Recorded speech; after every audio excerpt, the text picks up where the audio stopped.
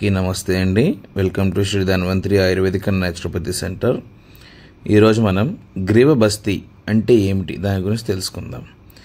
గ్రీవబస్తి అనేది గ్రీవబస్తి అంటే మెడ ప్రాంతంలోని నొప్పులు, గట్టిదనం మరియు కండరాల సమస్యలను తగ్గించే ఒక ఆయుర్వేద చికిత్స. ఈ చికిత్స ఫస్ట్గా మనం వేడి ఔషధ నూనె అనగా మెడికేటెడ్ ఆయిల్ని మెడ భాగంలో పూసిన తర్వాత అది నిల్వ ఉంచాలి.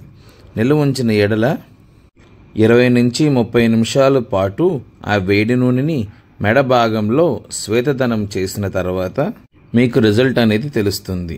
దీనికి ఉపయోగాలు: మెడ నొప్పి, గట్టిదనం తగ్గుతుంది, cervical spondylitis, frozen shoulder, disc సమస్యలు తగ్గిస్తాయి, మెడ కండరాలు బలం వస్తుంది, రక్త ప్రసరణ మెరుగుపడుతుంది, తలనొప్పి, భుజాల నొప్పి వంటి సమస్యలు తగ్గుతాయి.